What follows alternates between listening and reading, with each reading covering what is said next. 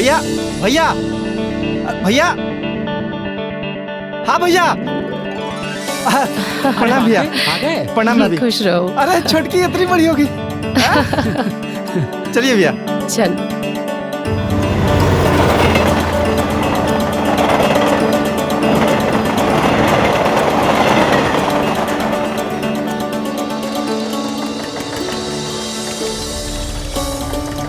भैया आपका बिजनेस का सुन के। अरे कोनो बात नहीं, अब क्या बताएं, ये पोलिस्टर नाम से सूती बनाने वाला धंधा ही खराब है। पहले तो धंधा कुछ दिन उधार पे चला, फिर अंत में उधार के चक्कर में सब धंधा ही चौपट हो गया। कान पकड़ते हैं, अभी गांव छोड़ के हम कबहू नहीं जाएंगे। राम राम भैया। राम राम भैया। राम राम भैया, कब तक हो? भैया बहुत हो गया शहर में, अब तो गाँव में ही रहना है। भैया राम राम। राम राम भैया।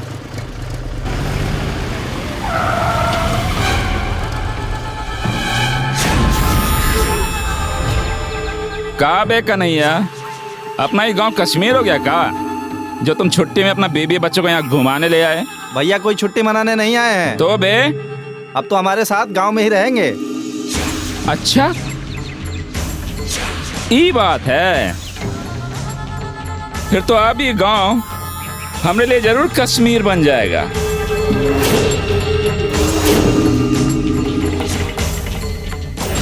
अरे गीता रानी, तुम तो बिल्कुल ही नहीं बदली रे, बल्कि शहर जाके और भी खिल उठी हो। साला आज भी तुझको देख के कलेजा में वैसा ही करंट लगता है जैसा पहले लगता था। दल्लन, ज़बान संभाल वरना हलक से निकाल के बाहर फेंक देंगे। सारा बीवी के सामने हीरो बन रहा है का बे? शहर जाके ज्यादा चर्बी आ गई है का? भूसा भरवा देंगे यहाँ। अबे जा बे। अच्छा, 2 टके के गुंडे कहेंगे। कोनो जरूरत नहीं है। क्या बोला बे? हैं? क्या बोला? अबे तेरी तो। अरे रुको बे। छोड़ो भैया, छोड़ दो, इसके मुंह न लगो भैया। बड़ा आज्ञाकारी पति है बे, एक ही बार बीवी के बोलने पे रुक गए। हम भी रुके। वो तो गीता हमें देख रही है इसलिए हम तुम्हें छोड़े दे रहे हैं, वरना टेंटुआ दबा देते यहीं हो जाता टाइम टाइम। अरे तेरी तो। अरे भैया भैया, चल रहे। चलिए भैया चलिए।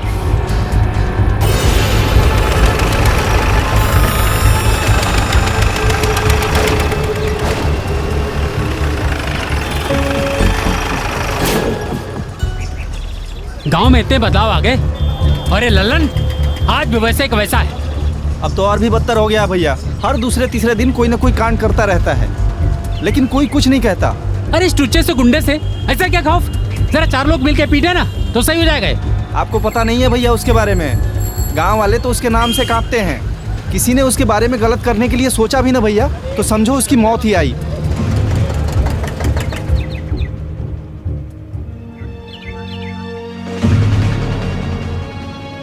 लो भैया, आ गए घर। अब तो ये घर घर होगा। हमारे लिए तो घर खंडहर था भैया, लेकिन आप लोगों के पांव पड़ते ही ये घर अब तो स्वर्ग हो जाएगा।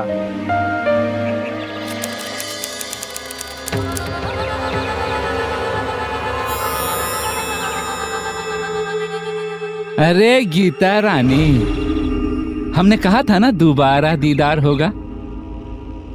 आ गए दीदार के लिए। अरे गीता, बस एक बार हमारी बात मान जाओ, रानी बना के रखेंगे तुमको। तू मुझे क्या रानी बनाएगा? तेरी औकात क्या है? 2 टके का गुंडा? अरे तेरी परछाई भी किसी पे पड़ जाए ना तो पहले गंगा जल से अपने आप को धोना पड़े। बड़े तीखे तेवर हैं तुमरे, लौंगिया मिर्च की तरह। लेकिन सच कहें, यही तेवर तो पसंद है तुम में हमको। अरे हटो, रास्ता छोड़ो, नफरत है हमें तुमसे। कब समझोगे तुम? बहुत घमंड है ना तुझको, वो भी तोड़ देंगे एक दिन अपने प्यार से। मानना पड़ेगा, तुमने अकेले दम पर कितनी शानदार फसल तैयार की। ये तो कुछ भी नहीं है भैया। हमारी जमीन तो इतनी उपजाऊ है कि अगर हम लोग दोनों मिलके मेहनत करेंगे ना तो ये तो सोना उगलेगी। बचाओ, बचाओ! अरे क्या हो रहा है? भैया भैया भैया रुकिए भैया, ये सब रोज होता है भैया, रुक जाइए भैया, ये सब रोज होता रहता है, रुकिए भैया। अरे उठिए, आप ठीक तो हैं? भागे, ये लोग कौन थे और इन्हें मार क्यों रहे थे? भैया ये लोग लल्लन के आदमी थे और इनकी जमीन उसने जबरन हथिया ली है। जबरन हथिया लिए? तो ये लोग शिकायत लेकर पंचायत के पास क्यों नहीं गए? गए थे भैया, लेकिन उसका कोई फायदा नहीं। पंच के लोग जो हैं वो लल्लन के तोते की तरह हैं। जैसा लल्लन चाहता है वैसा ही वो लोग फैसला सुना देते हैं। और इतना ही नहीं भैया, उन लोगों ने दूसरे के साथ जो किया सो किया, हमारे साथ भी कुछ अच्छा नहीं किया है। हमारे साथ क्या किया? भैया वो जो हमारे सड़क के पास वाली जो जमीन है ना, उस पे उसकी बुरी नजर पड़ गई है। हमारी जमीन पे कब्जा कर लिया? इसकी इतनी हिम्मत? क्या कर रहे हैं भैया? अरे रुकिए रुकिए भैया, रुकिए भैया, छोड़ दीजिए। क्या कर रहे हैं भैया? भैया रुकिए, बहुत दिक्कत हो जाएगा, छोड़ दीजिए। अरे क्या छोड़े, ये हमारी जमीन है, कोई ऐसे ही छीन लेगा? छीन लेगा नहीं बे, छीन लिए हैं। और अगर तुझको बातों की भाषा नहीं समझ में आती है ना, तो लात की भाषा ले। अरे बड़ा हीरो बन रहा था ना उस दिन तो गीता ने तुमको बचा लिया था। आज तो गीता भी नहीं है, कौन बचाएगी रे? अरे लल्लन, हाँ तेरे इरादे में कभी कामयाब होने नहीं दूंगा। अच्छा, चला जा मेरी जमीन से, वरना भैया भैया रुकिए। वरना कहाँ बे? भैया, तू ये ले। नमस्कार, मैं पूजा गौर सावधान इंडिया यूपी फाइट्स बैक में आप सबका स्वागत करती हूँ। कन्हैया अपने गांव की यादें समेटे वापस लौटा था, लेकिन यहाँ तो लल्लन का आतंक छाया हुआ था और ये डर लोगों में काफी गहरा बैठा हुआ था। लोगों को खुलेआम मारपीट कर उनकी जमीन पर कब्जा करने वाले लल्लन के खिलाफ जाने की हिम्मत पूरे गांव में किसी में नहीं थी। पर कन्हैया ये सब खामोशी से देखने को तैयार नहीं था, खासकर तब जब लल्लन की बुरी नजर ना सिर्फ उसकी जमीन पर बल्कि उसकी पत्नी गीता पर भी थी। अरे ये सब क्या हो गया?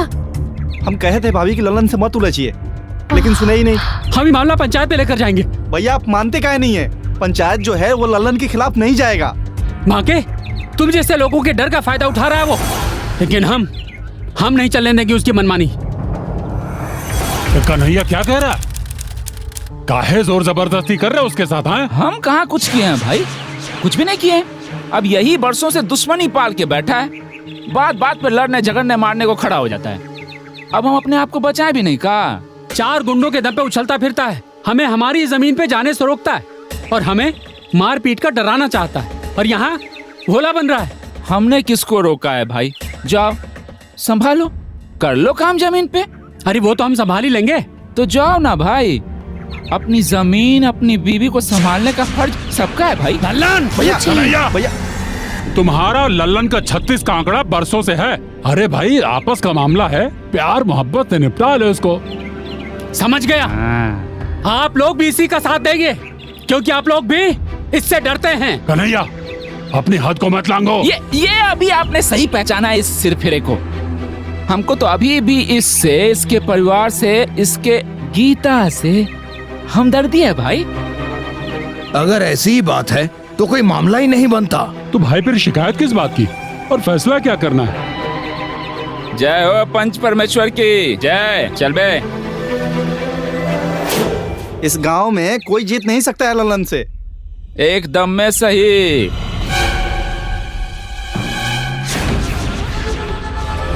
क्या हुआ? पंचायत में भी बात नहीं बनी ना लल्ला? अब क्या करें, यहाँ सब ऐसा ही है। शहर नहीं है ना बे। गीता कन्हैया को समझाओ, अगर यहाँ पे रहना है तो बाप हम ही को कहना है। बाप भैया का हाँ बे, बब्बर शेर का शेर हो गया। अरे तुझे तो नरक में भी जगह नहीं मिलेगी। नरक जाएगा कौन? वहाँ तुम जो नहीं होगी ना। लल्लन, लल्लन काहे परेशान कर रहे हो हम लोगों को? तुम्हारा जुबान भी चलने लगा बकर बकर। हाँ तो क्या कह रहे थे कन्हैया? हम तुम्हारा जमीन तुमको वापस कर देंगे, लेकिन उसके लिए तुमको हमरा एक काम करना होगा। क्या चाहिए तुमको? फिर बोला तू? हाँ तो कन्हैया, करना तुमको ये होगा कि गीता को हमारी रानी बनाना होगा।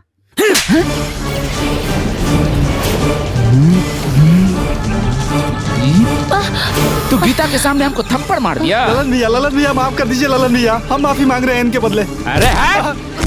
छोड़ दो इन्हें, मैं हाथ जोड़ती हूँ तुम्हारे, मैं हाथ जोड़ती हूँ। ना ना ना ना ना, तुमको हाथ जोड़ने की जरूरत नहीं है, छोड़ दिए। लेकिन इतनी आसानी से इसकी जान नहीं बख्शेंगे हम। मूल भी वसूलेंगे और सूद भी। कन्हैया, एक बात याद रखना, तोहरी जमीन भी हमारी होगी और तुम्हारी जोरू भी।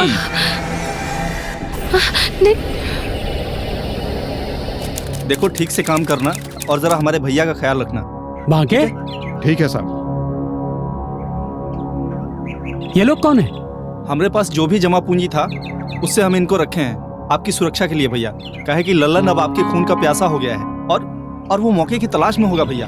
और तुमने अपनी सारी जमा पूंजी मेरे लिए? पर बांके, भैया हमारी पूंजी आपसे बढ़कर थोड़े ही है। आप हमेशा सलामत रहें।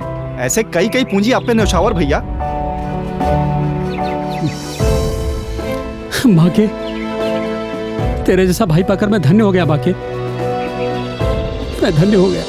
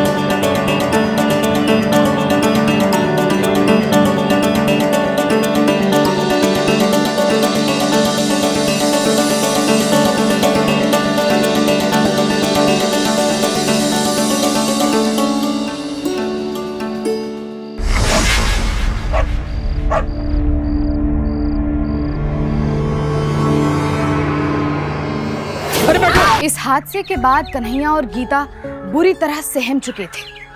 मौत को अपने इतने करीब से देख लेने के बाद कन्हैया और गीता ये सोचने पर मजबूर हो गए थे कि कहीं उनका गांव वापस आकर रहने का फैसला गलत तो नहीं था। अब उनकी हिम्मत और सोच दोनों शिथिल पड़ चुके थे। लेकिन यहाँ सवाल ये था कि क्या इस डर के आगे कन्हैया की हिम्मत घुटने टेक देगी? उसमें हिम्मत की कमी नहीं थी, लेकिन कन्हैया के सामने उसके परिवार की जिम्मेदारी थी। अगर उसे कुछ हो जाता तो गीता और बच्चों का क्या होता? और अगर गीता और बच्चों को कुछ हो जाता तो वो बर्दाश्त नहीं कर पाता। तुम सही कह रहे हो बांके, हमको अपने जान की कोई चिंता नहीं। इन बच्चों के लिए और गीता के लिए हमें एक कदम उठाना ही पड़ेगा। तो ठीक है, कल हम सवेरे सवेरे स्टेशन जाके टिकट कटा लेंगे। आप भाभी और बच्चों को लेके सीधा स्टेशन चले आइएगा।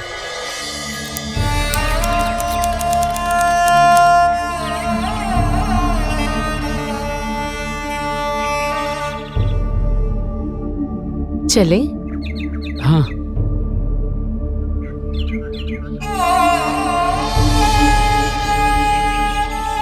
चलिए। प्रणाम।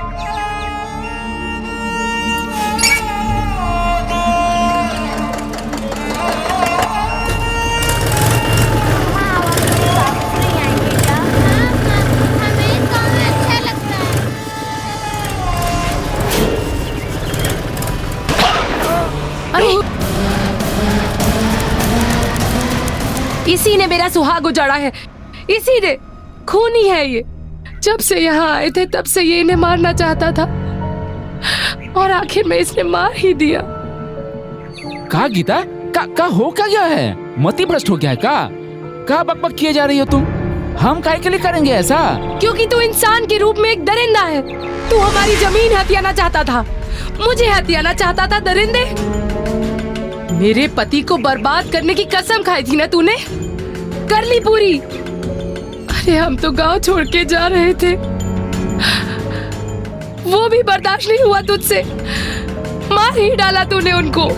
गीता, तुम अपने होश में नहीं हो। अरे सच कहें तो हमको बहुत तरस आ रहा है तुम पे।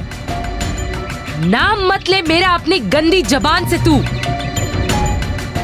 आप लोग इस इंसान को कड़ी से कड़ी सजा दीजिए। अरे ऐसे इंसान को तो जिंदा जमीन में गाड़ देना चाहिए, मार डालना चाहिए। अरे हम काहे के लिए मारेंगे उसको? और तुम जिस जगह की बात कर रही हो सरपंच जी, उस समय हम तो वहाँ थे ही नहीं। हम तो भोला और गोपाल के साथ रामचरण जी, जो कि खुद ही पंच हैं, हम तो उनके घर पे थे। अरे रामचरण जी चुप काहे हैं, बोलिए ना आप। अरे भाई ये लल्लन सही कह रहा है, उस दिन ये हमारे साथ ही था भाई। शर्म आनी चाहिए आप लोगों को, ऐसे हैवान का साथ दे रहे हैं आप। इस गांव में इंसाफ बचा है या मर चुका है? रामचरण जी यहाँ के बुजुर्ग भी हैं और माननीय भी, और अगर ये कह रहे हैं लल्लन उनके साथ था तो फिर लल्लन बेगुनाह है। बस आप लोगों से इंसाफ की उम्मीद रखना ही मेरी सबसे बड़ी भूल थी, पर ये मत समझिए कि कोई इस सबको देख नहीं रहा। ईश्वर सब देख रहा है। देखो गीता, तुमने हम पे बहुत इल्जाम लगाए हैं, लेकिन फिर भी हमारे अंदर इंसानियत अभी बची हुई है। अब उसी इंसानियत के नाते हमारे घर का दरवाजा तुम्हारे लिए पूरा दिन पूरी रात खुला है, जब जी चाहे आ जाना, ठीक है? जय हो पंच परमेश्वर की। लल्लन आजादी से घूम रहा था और गीता बेबस थी। अपने पति को खोने के बाद भी गीता की मुसीबतों का अंत नहीं हुआ था, बल्कि ये तो नई मुश्किलों की शुरुआत। अरे गीता रानी, सुनती हो? देखो तुमको इस सादे कपड़े में देख के ना बड़ा मन दुखता है। अब देखो ना, तुम्हारे लिए ये कंगन, चूड़ी, साड़ी सब लेके घूमते रहते हैं। बस तुम्हारा हाँ कहने की देरी है। तुम हाँ कहो, दुल्हन बना देंगे। हाँ? चलिए भाभी। अरे चल चल चल रे जल्दी। हाँ अरे बाके, लगता है तुम अपनी भौजी का ख्याल नहीं रखते हो ठीक से। हैं? देखो तो कितना दुबरा गई है बेचारी। राशन वाशन भिजवा दें घर पे, कोई दिक्कत है तो? नहीं चाहिए, चलिए भाभी। अरे भैया कहाँ, घर छोड़ दें? कहाँ कोमल पैरों को जला रही हो सड़क पे?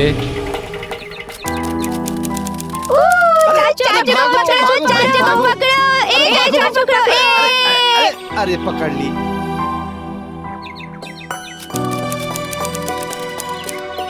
अरे बबुआ जी आइए, खाना लाए हैं। अरे भाभी आप कहाँ आई हैं? हम आ जाते ना।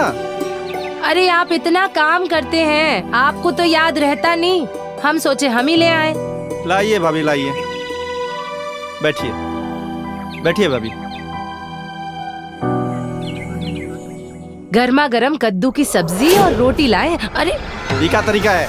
लल्लन, क्या बात है, मजा आ गया। अब समझ में आया, कन्हैया ऐसे थोड़े ना तुझ पे जान छिड़कता था। तुमरे तो हाथ में जादू है जी, तुम्हारा तो हाथ चूमना चाहिए। लल्लन चला जाए यहाँ से। अबे चुप बे चूहा, इसे कौन संभालेगा भाई? अकेली है ना, मुझ जैसा कोई चाहिए ना भाई संभालने के लिए। लल्लन छोड़ दो इसे। छोड़ दिए, लेकिन एक बात याद रखना गीता, भगवान ने तुमको सिर्फ हमरे लिए ही बनाया है, और ये होकर ही रहेगा। जो बोलता हूँ वो करता भी हूँ, और ये तो तुम जानते ही हो।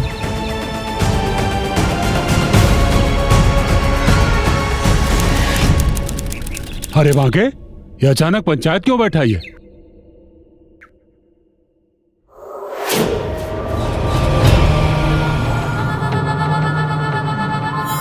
पंचायत को आज एक फैसला करना है। कैसा फैसला? जैसा कि हमारे गांव का प्रथा भी है, हम उसी अनुसार पंचायत से प्रार्थना करते हैं कि हमें हमारी विधवा भाभी को अपनी पत्नी के रूप में स्वीकार करने का इजाजत दें।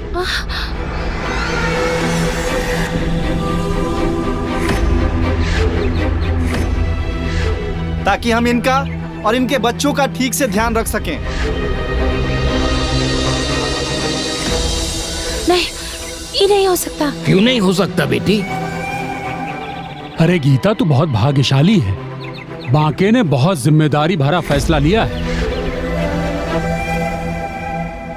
मान जा बिटिया, मान जा, जिंदगी में भलाई है। मान जा गीता, वैसे ही बाके दिल का अच्छा आदमी है, तेरे और तेरे बच्चों का भविष्य सुधर जाएगा, और फिर हमारे गांव की ये प्रथा भी है।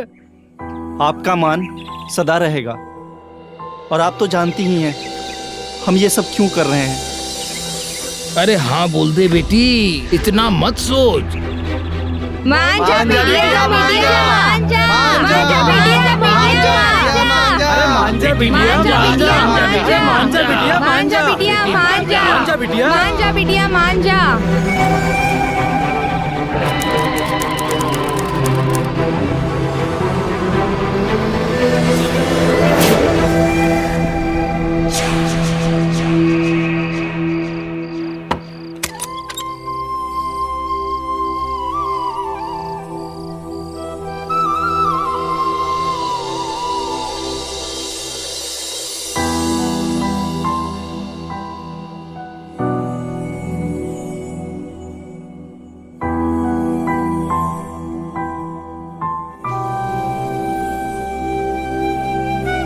बच्चों के स्कूल की नई किताबें।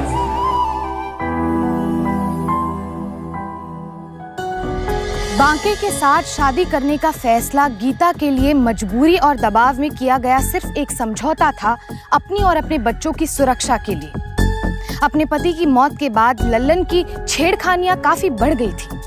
ऐसे में अपनी सुरक्षा और बच्चों के बेहतर भविष्य की चाह में गीता ने बांके से शादी करने का फैसला किया। इतना ही बड़ा सवाल ये था कि बांके गीता से शादी क्यों करना चाहता था। क्या वो गीता को पत्नी का दर्जा और बच्चों को पिता का प्यार दे सकेगा? चाचू चाचू, आप हमारे लिए साइकिल ला दोगे ना? हाँ ला देंगे ला देंगे। अरे आपको तो बुखार है, आप आराम करिए, हम दवा लेकर आते हैं। अरे नहीं, हम खाना लगा देते हैं। अरे खाना हम बाद में खा लेंगे, पहले दवा लेकर आते हैं। आराम कीजिए, बच्चों बैठो। माँ का ध्यान रखना। हाँ? हम आते हैं। हाँ चाचू।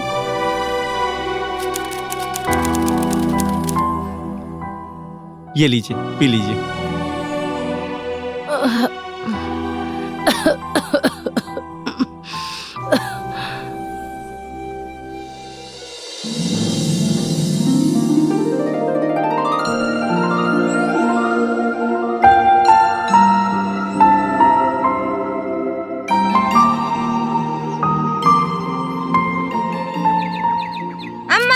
हाँ, क्या हुआ? टीचर ने कहा है कि हमारी फीस जमा नहीं हुई तो हमारा नाम कट जाएगा।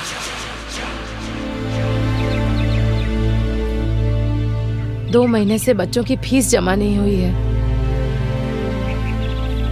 दाल इतनी ठंडी क्यों है? सब्जी में भी नमक तेज है। वो गौरी कह रही थी कि पहले अपने घर के काम में तो ध्यान दो। 2 टाइम का खाना ठीक से खिला नहीं सकती हो। अरे खाना तो खा लीजिए। चाचू वो स्कूल में ना 24 घंटे सर खाया रहता है।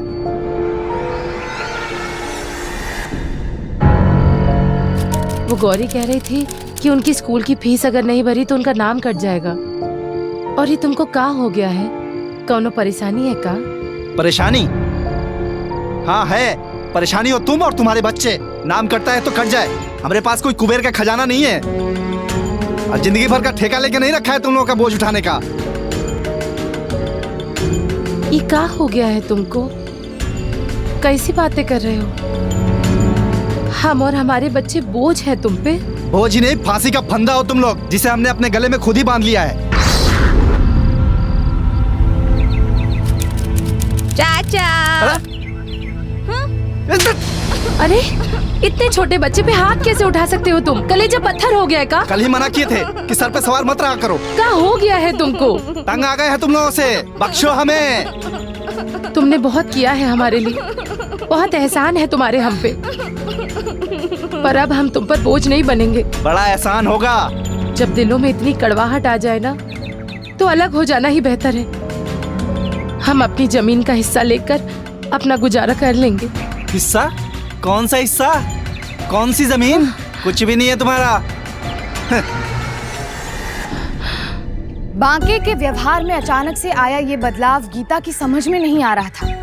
उसके अच्छे बर्ताव के चलते गीता को धीरे धीरे उससे लगाव होने लगा था। उसे लगा कि उसका घर फिर से बस गया है, पर एक ही पल में सब बिखर गया। तो क्या इन सब के पीछे बांके की कोई चाल थी?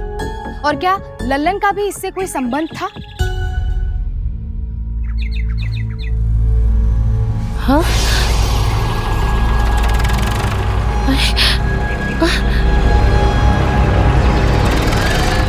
अरे कौन हो तुम लोग? हमारी जमीन पे क्या कर रहे हो? निकलो यहाँ से। चल निकल। अरे हट, हटो निकलो यहाँ से। क्या कर रहे हो तुम लोग हमारे खेत पे? निकलो यहाँ से। ए, चल निकल।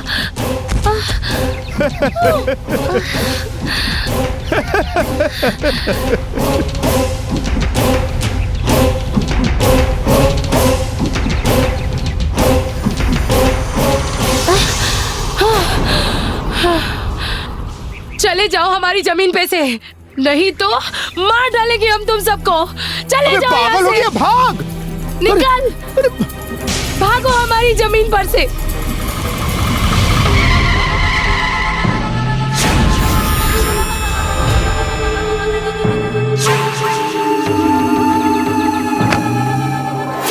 अरे गीता रानी, अपनी ताप संभाल के रखो, काम आएंगे। पेपर वाला रे, इस सारी जमीन हमारी है। लाबे, ये देखो, ये पेपरवा पे तुम्हारे अंगूठा का निशान है ना? देखो देखो देखो। अरे ये झूठा कागज जाके किसी और को दिखाओ। हम कोनो अंगूठा बगूठा नहीं लगाए हैं। और हमारी ये जमीन पे से अपना गंदा साया अभी के अभी हटा लो, नहीं तो तुम्हारी हस्ती हम अभी मिटा देंगे। अरे मेरी जान, हमको तुम्हारे हाथ से ये भी मंजूर है, बस ये हमारी जमीन का रट ना लगाओ। ये पेपरवा उतनी ही सच्ची है जितना कि हमारा प्यार। हाँ, आगे अगर प्यार से तुम हमरी हो जाओ तो ये एक जमीन क्या, हमारी सारी जमीन तुम पे कुर्बान। तुम्हारे इस झूठे फरेब में हम नहीं आने वाले। अच्छा, तुमको हमारे बात का यकीन नहीं हो रहा है तो जाओ जाके पूछो अपने नए पति से। न घोड़ा दूर न मैदान, सच झूठ का फैसला हो जाएगा।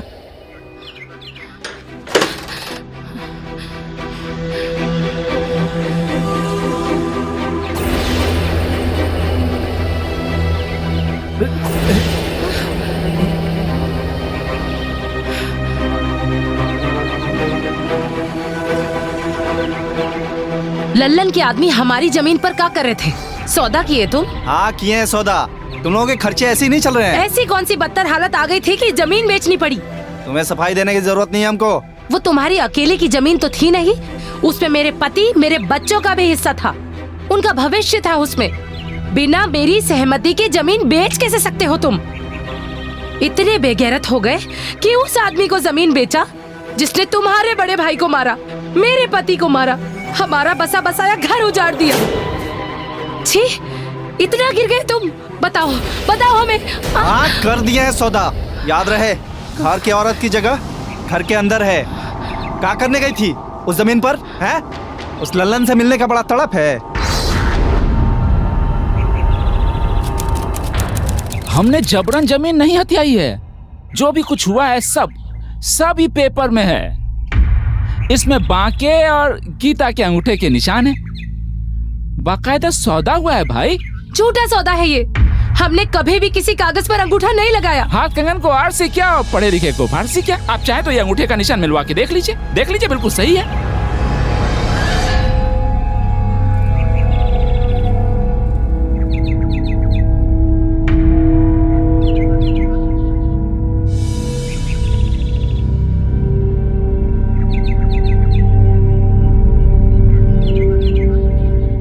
निशान तो बराबर मेल खा रहा है।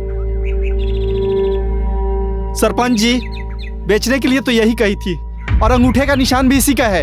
अब भगवान जाने काहे मना कर रही है और ये तमाशा खड़ा करके रखी हुई है। झूठ बोल रहे हैं ये। हमें नहीं पता हमारे अंगूठे के निशान उस पेपर पर कैसे आए, पर हमारा विश्वास कीजिए, ये सब झूठ बोल रहे हैं। बहुत परेशान लग रही है बेचारी।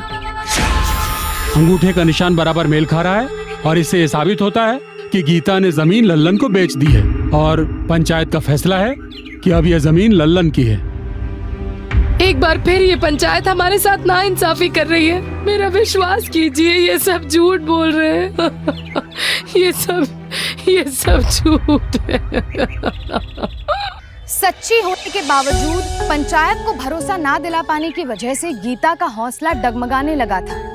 पहले उसने अपना पति खोया, फिर बचा हुआ सहारा जमीन भी, और फिर देवर से पति बने बांके के धोखे ने उसे पूरी तरह तोड़ कर रख दिया। नहीं चाचू, नहीं नहीं चल निकल यहाँ से। नहीं चाचू। भाग यहाँ से। अरे ये सब क्या हुआ? अम्मा देखो ना, चाचू ने हमको घर से निकाल दिया। अरे ये क्या कर रहे हैं आप? हाँ? तुम इस घर में अपनी जगह खो चुकी हो। घर की इज्जत को पंचायत में उछाला नहीं जाता है। अगर तुम हमारी जिंदगी में और हमारे घर में आने की कोशिश की तो हम सारा लिहाज भूल जाएंगे। अरे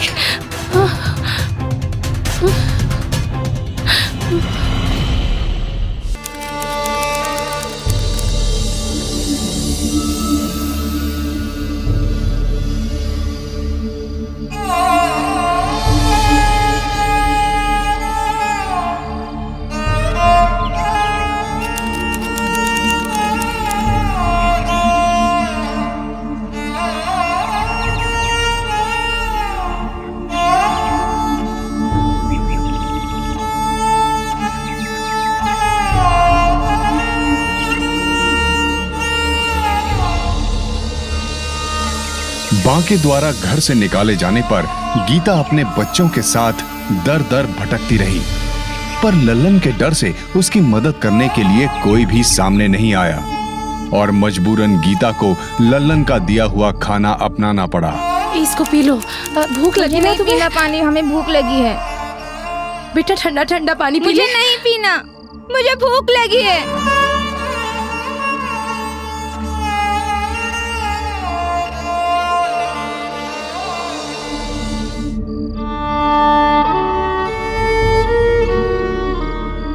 देखो मैं क्या लेके आई, इतने अच्छे पत्ते हैं।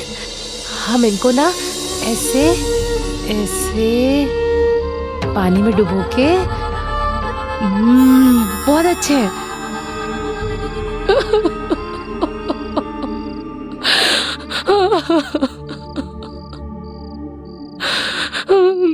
देखो गीता रानी, यदि तुम अब भी हमारी बात मान लो ना तो हम तुम सबको इस नरक से निकाल सकते हैं। देखो कब तक उन बच्चों का पेट पत्तों से पालोगी? समझदारी से काम लो। ले लो इसे, टिफिन लाया तुम्हारे लिए।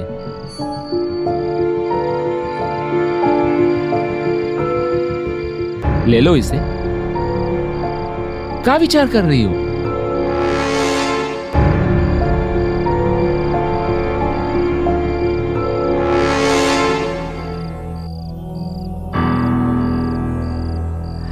हम तुम्हारा इंतजार करेंगे, आना जरूर। तुम्हें भूख लगी थी ना, मैं तुम्हारे लिए खाना लेके आई। देखो कितना अच्छा खाना है। अच्छा है, इसमें सब्जी भी है और रोटी भी है। हाँ, हाँ लो। हाँ। सोनू तो मत खा, मुझे नहीं खाना ये खाना।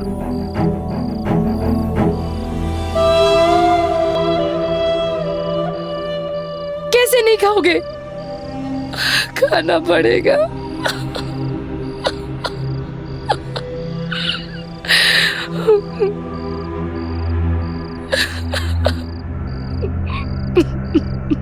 मजबूत दिखने वाली गीता अब लाचार नजर आ रही थी। अब उसके और उसके बच्चों के सर से छत भी जा चुकी थी। वही लल्लन जो उसके पति का कातिल था, वही लल्लन जिससे वो बेहद नफरत करती थी, आज उसी के सामने उसने हाथ फैलाए थे। क्या गुजर रही थी गीता पर? क्या वो पूरी तरह टूट चुकी थी जो उसने ऐसा कदम उठाया? क्या चल रहा था उसके मन में? ठहरो रे, पियो, खूब पियो और ऊपर वाले से मनाओ कि उसके दिल में हमारे लिए थोड़ी जज्बात जाग जाए। बस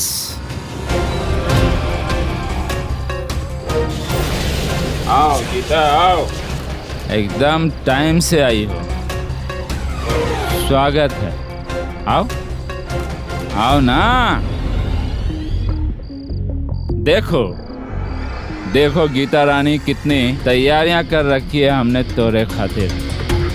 ससुरा यकीन ही नहीं हो रहा कि आखिर वो दिन आ ही गया जिसका हमको इतने दिनों से इंतजार था।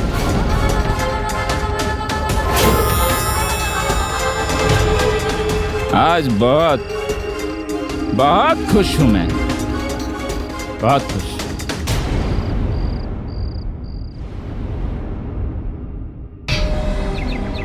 हाँ भाई, कागज तो कानूनी रूप से बिल्कुल सही है और अंगूठे का निशान भी लल्लन सिंह का ही है। इससे साबित होता है कि लल्लन ने ये जमीन दोबारा से गीता को बेच दी है। ये क्या कर रहे हैं आप? ठीक है ठीक है,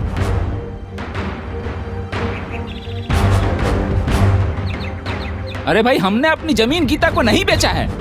इस पेपर पे हमारा अंगूठा का निशान कैसे आया हमको नहीं पता, हम नहीं जानते हैं। ठीक उसी तरह जिस तरह मेरे अंगूठे के निशान उस कागज पर आए थे जो तुमने उस दिन पंचायत को दिखाया था। तुमने हमको इतना बड़ा धोखा दिया, वो भी जमीन के खातिर गीता। कौन जाने किसने किसके साथ धोखा किया। हाँ भाई लल्लन, कानूनी रूप से जमीन तो अब गीता की है। हाँ भैया, गीता की ही है। चल रहे हमें पता चला कि बांके ने तुम्हारे साथ क्या किया है। धोखा तो हुआ तुम्हारे साथ, पर किस्मत से कौन लड़ सकता है।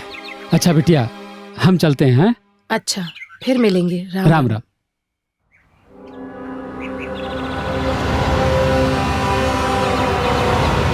चल जिस जमीन के लिए तुमने हमको धोखा दे दिया वो तो हमारे लिए कभी कोई मायने रखती ही नहीं थी। हमारे लिए मायने रखती थी तू। हमको भरोसा था कि एक दिन अपनी मर्जी से तुम हमरी हो जाओगी, लेकिन तुमने तो हमारे प्यार को कभी समझा ही नहीं। हमारा भरोसा हमेशा हमेशा के लिए तोड़ दिया। भरोसा, ये शब्द तुम्हारे मुंह से अच्छा नहीं लगता। तेरे साथ जो हुआ ना वो तेरी ही करनी थी। तूने मेरा सुहाग उजाड़ा, मेरे देवर को बरगलाया, उसे हमसे दूर कर दिया। अरे मूर्खानंद, कभी तुमने सोचा कि तुम्हारा वो नया पति बांके तुमरे करीब काहे नहीं आया? देखो गीता, मैं चाहता तो अपनी मर्जी से तुझे कभी भी हासिल कर सकता था, लेकिन नहीं। कोई बात नहीं, जो आज तक नहीं हुआ वो आज होगा।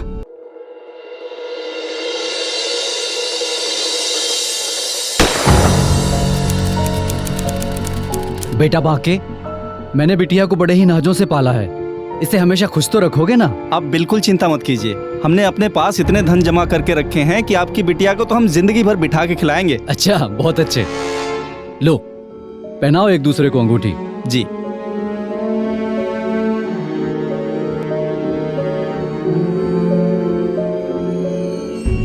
बांके, अंगूठी चोर, हम तेरे लिए कंगन लाए हैं। एक औरत का घर बर्बाद करके दूसरा घर बसाने जा रहा है। इस बेचारी को भी बर्बाद करोगे क्या? ये क्या कह रहे हैं आप? मैं ठीक कह रहा हूँ। धोखेबाज है ये आदमी। कबूल कर अपने गुनाह, वरना पूरे गांव में गधे पे बैठा के मुंह काला करके घुमाएंगे तुझे। ये सब आप लोग क्या कह रहे हैं? हमको कुछ समझ में नहीं आ रहा है। अभी सब समझ में आ जाएगा तुझे। चल।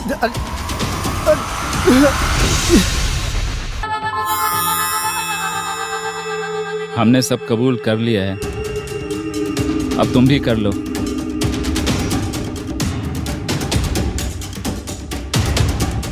अब चुप क्यों है? बोलना। हमें माफ कर दीजिए। लालच में हम अंधे हो गए थे, इसलिए हम दोनों ने सौदा किया था कि हमें पूरी जमीन मिल जाए और लल्लन को आप।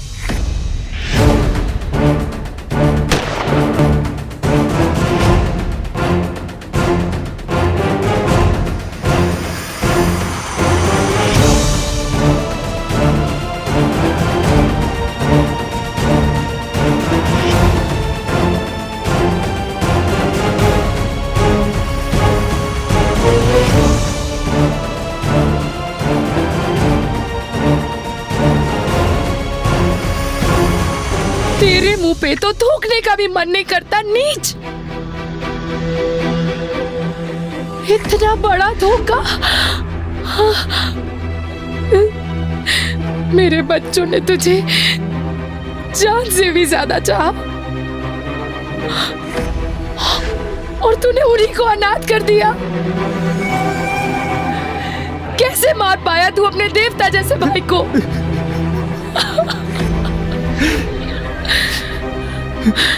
एक बार मांग लेता तू, सब कुछ तुझ पे न्यौछावर कर देते वो।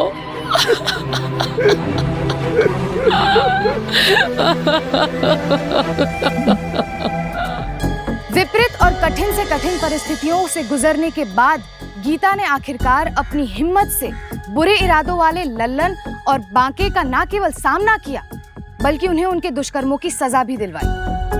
अपने भाई की हत्या के इल्जाम में अदालत ने बांके को दोषी पाया और उसे इस शर्मनाक जुर्म के लिए उम्र कैद की सजा सुनाई और लल्लन को उसकी साजिश में उसका साथ देने के लिए 10 साल की कैद हुई। कई बार लोग रिश्तों से ज्यादा धन दौलत और जमीन जायदाद को अहमियत देते हैं और जब लालच की पट्टी बंधी हो तो बाकी जैसे लोगों के लिए रिश्ते और जज्बात कोई मायने नहीं रखते। अकेली औरत को कमजोर समझने वालों के लिए ये घटना एक सबक है कि असली ताकत हौसले की होती है, शक्ति मन की होती है। गीता ने अपनी इसी शक्ति को जगाया और लल्लन और बांके जैसे राक्षसों को उनके सही अंजाम तक पहुंचाया। हम गीता और उस जैसी साहसी महिलाओं को सलाम करते हैं जिन्होंने परिस्थितियों के आगे हार नहीं मानी। आज के लिए बस इतना ही। कल फिर मिलेंगे जुर्म से जंग की ऐसी ही बेमिसाल कहानी के साथ। तब तक के लिए सावधान इंडिया, यूपी फाइट्स बैक। जुर्म से जंग जारी है, अब यूपी की बारी है।